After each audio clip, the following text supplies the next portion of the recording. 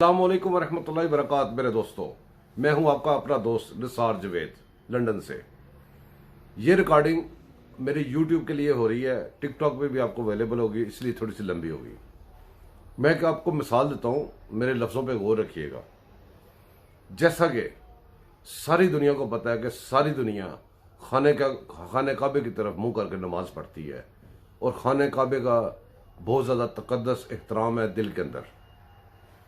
आप एक मिसाल के तौर पे एक आदमी हो, कोई भी बंदा हो, वो जो कि दुनिया पे एक नसूर बन चुका हो, दुनिया का हर किस्म का उसके अंदर वो क्या कहते हैं बुराई हो, कातिल हो, जानी हो, दुनिया के लिए वो अजाब हो, वो सारे अपने काम डाल के उसके बाद जाके तवाफ करने लग जाए या फिर खाने काबे के गुलाफ के अंदर छुप जाए, तो उसकी तरफ सारी दुनिया मुंह करके नमाज पढ़ने लग जाती है।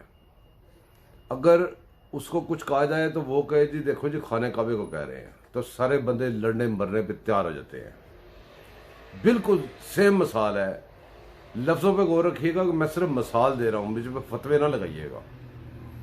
जैसे वो मुकद्दस है सारी दुनिया के लिए, इसी तरह पाकिस्तानियों को अपने शोहदा और उनकी वर्दियाँ मुकद्दस है। वो जो शोहदा हैं हमारे, उनके वो हमारा किसी न किसी तरीके से रिश्तेदार होंगे। हम सारे असल में शोहदा के रिश्तेदार हैं। हमारे लिए शोहदा की वर्दियाँ और शोहदा की जो कुर्बानियाँ हैं वो इतनी मुकद्दम है कि दुनिया में किसी कोई बंदा अंदाज़ा नहीं लगा सकता। अगर खाने काबे के बाद अगर कोई चीज़ सोचे, कोई मुकद्दस चीज़, तो हमारे लिए वही है। अब होता क्या है कि सेम ही फार्मूला, सेम मिसाल को उठा के हमारे दुश्मन ने कैसे इस्तेमाल किया है। एक तरफ तो हमारा आइन उनको मुसलमान नहीं मानता और वो मुसलमानों वाली बात नहीं करते, वो हमारे नबी को आखिरी नबी नहीं मानते। दूसरी तरफ वो लोग हमारे मुल्क में सारी दमा चौकड़ी मचा के, हर चीज़ तबाह बर्बाद करके, तबाहियाँ मचा के, जब वो उन्होंने छुपना होता है तो वो उस वर्दी के पीछे छुप जाते हैं।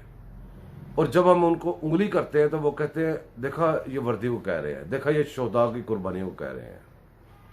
तो हमारे कुछ लोग आपस में एक दूसरे को गालियाँ निकालने लग जाते हैं कि पाक फौज को नहीं कहना, फलां को नहीं कहना। अगर वो ठंडे दिमाग से ये सोचें कि पाक फौज तो पाक फौज है, ये पाक फौज की वर्दियों में, पाक वर्दियों में घुस बैठी है नापाक लोग हैं। अगर पाक फौज के पाक लोग हों तो वो ऐसे काम तो कर ही नहीं सकते। इस तरह के काम करने वाले चोर हैं, डाकू हैं, उन वर्दियों का सहारा लेके उसके पीछे छुपे हुए हैं। अब आप आ जाए आगे, थोड़ी सी इससे आगे बात करते हैं कि हमारे मुल्क में आज तक जितनी भी तबाही हुई है, जितनी भी बर्बादी हुई है, हमारी दूसरी कौमें आगे को जा रही हैं, हम पीछे को जाई जा रहे हैं और मसलसल जाई जा रहे हैं। उसकी रीज़न, कोई भी रीज़न पकड़ेंगे उसके पीछे ये पाक वर्दियों में छुपे नापाक होंगे। हमारी अदालतों को हड़प करके खा गए हैं, इन्होंने अपने मुंशी रख लिए उसकी जगह पे, जजेस खा गए हैं, उनकी जगह पे इनके वो पालतू कुत्ते आ गए हैं।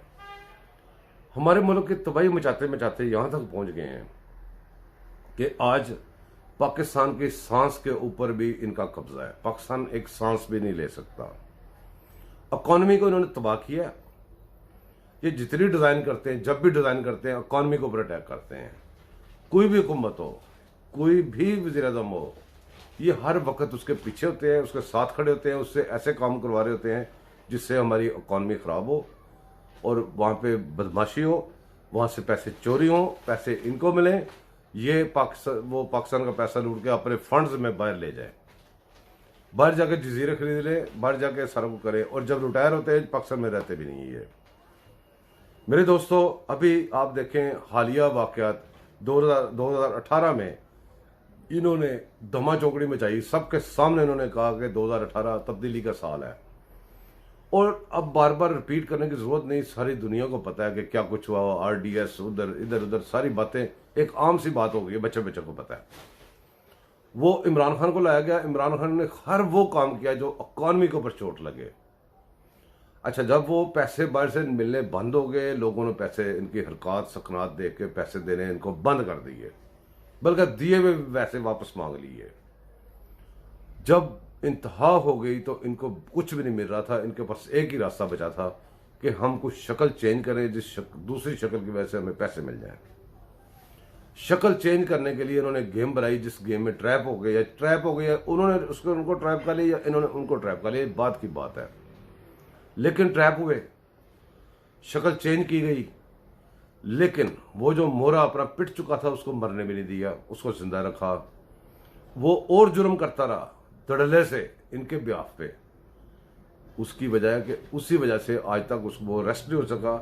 आइन पे उसने हमला कर दिया, सब कुछ कर दिया। उसने पाकिस्तान के ऊपर न्यूक्लियर का भी फेंक दो। उसने पाकिस्तान के ऊपर कहा जी मैं नहीं हूं तो पाकिस्तान नहीं है, पाकिस्तान 3 हिस्सों में टुकड़े खुदा ना तकसीम हो जाएगा। उसने ऐसी ऐसी बातें की जो हमारे आइन के मुताबिक वो मुजरम बन गया, लेकिन उसको अरेस्ट नहीं कर सके। अब अरेस्ट किसने नहीं होने दिया, क्या नहीं हुआ, वो आपके सामने आ गया। अब आप देखें कि वो उतर गया। जो दूसरे लोग आए हैं उनको सिर्फ बैठने की इजाजत है, हिलने की इजाजत नहीं है। इकॉनमी को रिपेयर करने की इजाजत नहीं है। पैसे मांग के लाके इनको देने की इजाजत है, पैसे मांग के लाके पाकिस्तानी कौम पे लगाने की इजाजत नहीं है। जो ही पाकिस्तान के इकॉनमी को रिपेयर करने की कोशिश करते हैं, ये ऐसा चक्कर चलाते हैं, अंदर से ऐसा चक्कर चलाते हैं कि उसको और डैमेज कर देते हैं। बाकी सारे आप खुद ही समझदार हैं, आप मुझसे ज़्यादा समझदार हैं माशाल्लाह। लेकिन अभी ये 2-3 दिन पहले की बात आप देख रहे, 3 दिन पिछले वज़ीर आला का इलेक्शन, ये वो होता है, जो ही हो जाता है सेट होता है, ये भाग के जजेज आ जाते हैं।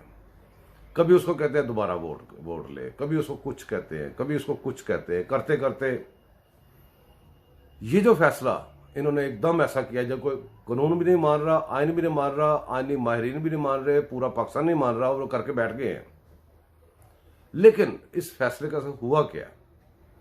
इस फैसले के साथ हुआ ये है कि हमारा रुपया डॉलर के मुकाबले में और नीचे चला गया। हमारे बिजनेसेस ब्लॉक हो गए हैं, हमारे बिजनेस बंद हो गए, इसलिए कि लोग सौदे हमारे साथ एलसी नहीं खोल रहे, सौदे नहीं कर रहे। क्यों नहीं कर रहे? इसलिए कि मुल्क में पता ही नहीं है किसकी हुकूमत नहीं है। पाकिस्तान का सबसे बड़ा पंजाब सूबा है, वहां पे पता नहीं किसकी हुकूमत नहीं है, कल को क्या होना है, हम इनको पैसे दे दें, कल को हमें मिलेंगे नहीं। इनका टारगेट सिर्फ और सिर्फ इस वक्त पाकिस्तान की इकॉनमी है, जो कि ये किसी सूरत नहीं छोड़ रहे। जो ये न्यूट्रल, ये जो इस्लाहात निकालते हैं कि हम न्यूट्रल हैं, ए पॉलिटिकल हैं, ये हैं वो हैं, गरम तवा करके उसके ऊपर बैठ के भी ये बात कह दे तो कोई बंदा ना माने। आपके सामने सबूत है, ये न्यूट्रल आपके सामने। और न्यूट्रल लफ्ज पे कैसे खेलते रहे आपस में, वो न्यूट्रल कहता रहे, ये करते रहे, ये सब टॉपी ड्रामे हमारे से करके दिखाते रहे। अब आ जाए अगली बात पे कि इसका हल किसने करना है, या कौन कर सकता है, या कैसे होगा। हमारी जो सियासी जमातें हैं, इन्होंने बहुत ज़्यादा मार खाई है, इन्होंने बहुत तजुर्बा सीखे हैं। इन्हीं के पौधों से, इन्हीं के गमलों से उग के ये आए थे, बाहर से नहीं आए थे। लेकिन जब अकल आ जाए तो फिर इनका नहीं रह जाता। उनके लिए जीने के लिए ज़मीन तंग कर दी गई, सब कुछ हुआ। अब वो बेज़रर हो चुके हुए हैं। अब उनके पास स्वयं सियासत के कुछ नहीं बचा। सियासत यह है कि बातें कर लें जितनी मर्जी, बातें करने के अलावा उनके पास कुछ नहीं बचा हुआ। उसमें उनसे गलतियां भी होंगी, उनकी हिकमत अमली भी होगी, उनका सब कुछ हम नहीं समझेंगे। कई दफ़ा वो वाकई गलती करेंगे। अब होता क्या है कि वो जब बंदा कमज़ोर हो जाता है, कोई भी ख़ानदान भी कमज़ोर हो जाए, एक मिसाल के तौर पे ख़ानदान कमज़ोर हो जाए, उसके बंदे आपस में अंदर से फट जाते हैं, बिखरने लग जाते हैं। हर बंदा सोचता है मेरे हालात ठीक हो जाए, बाकी जाए बाढ़ में। ये जो सगे भाई, सगी बहनें, खून के रिश्ते, वो भी इस तरफ फट जाते हैं। तो ये तो सियासतदान तो कोई कहाँ की मूली है, कोई कहाँ की गाजर है। इनको फाड़ चुके हैं ये, अपने जो पूरा कब्जा करके अपने हाथ में पूरा कंट्रोल लेके उनको फाड़ लिया हुआ है। एक का मुंह इधर को होता है, दूसरे को पीछे से इधर को कर देते हैं। वो साफ ज़ाहिर है कि अपने किसी सूरत के लिए इधर को मुड़ जाएगा। करते करते पाकिस्तान यहां पे पहुंच गया हुआ है कि अब उनको डर भी नहीं है।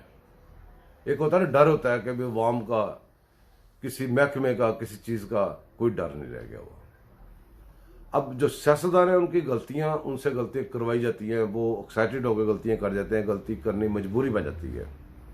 इस वक्त सियासतदानों ने, अब जो पहले भी ऐसी गलती होती है, मैं आपको मिसाल के तौर पे एक बात बताने लगा हूं, क्योंकि अभी फ्रेश है, अभी आपको समझ आ जाएगी, बाकी बातें भी ऐसे ही होंगी, आप सारी गौर करके देख लीजिएगा।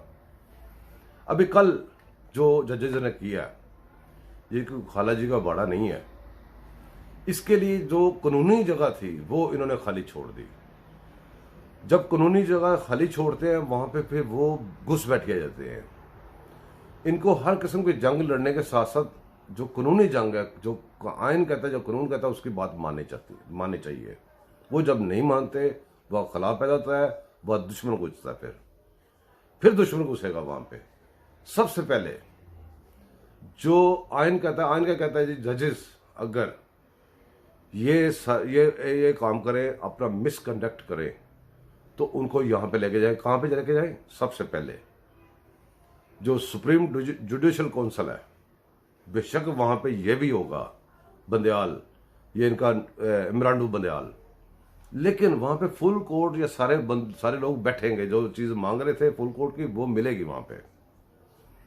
सारे जजेस बेईमान नहीं है, वो बेईमान नहीं है, इसीलिए उनका सबूत यह है कि वो फ्रंट पे नहीं आ सकते। ये 3 कुत्ते आते हैं सामने। अच्छा, वहां पे सुप्रीम जुडिशियल काउंसिल में फॉरेन एप्लीकेशन क्यों नहीं गई अभी तक, मुझे बताएं। पार्लियामेंट जो कानून साज अदारा है, पार्लियामेंट तरमीमों में लग गई है, तरमीमें करते हैं, तरमीमें जनाब ये करते हैं, इस्लाहात करते हैं। इस्लाहात को छोड़ो, सबसे पहले उसको बुलाओ, उसको बोलो कि आपने आइन की तशरीह की है, एक दफा आपने इसी आइन की तशरीह इधर को कर दी है, एक दफा आपने इधर को कर दी है, अब दोनों में से ठीक कौन सी है? कल का जो फैसला कर रहा था ये इमरान बंदयाल, इसने एक बात पूछी कि क्या नवाज शरीफ के फैसले में, मैंने एक फैसला किया था, वहां पे मेरी जो रूलिंग थी वो ये थी, मैं उसको चेंज कर सकता हूं? उन्होंने कहा जी कर लें, आप जब मर्जी कर सकते हैं। उसने मैं चेंज कर लिया। अब जो चेंज कर ली तो उस नवाज शरीफ के मुकदमे का क्या बना? वो इसकी रूलिंग के ऊपर उसको सजा हुई, इसकी इंटरप्रिटेशन के ऊपर सजा हुई। तो अब अगर इसने वो चेंज कर ली तो सजा क्यों खड़ी हुई है? कोई बंदा नहीं पूछेगा। ये जब तक जो कानूनी और आईनी रास्ते हैं उनके ऊपर नहीं कंट्रोल करेंगे, तब तक ये कंट्रोल नहीं कर सकते। अपना ख्याल रखें, मिलते रहेंगे, इसी तरह गपशप करते रहेंगे। कोई आपके जहन में बात आए मुझे कमेंट में बताएं।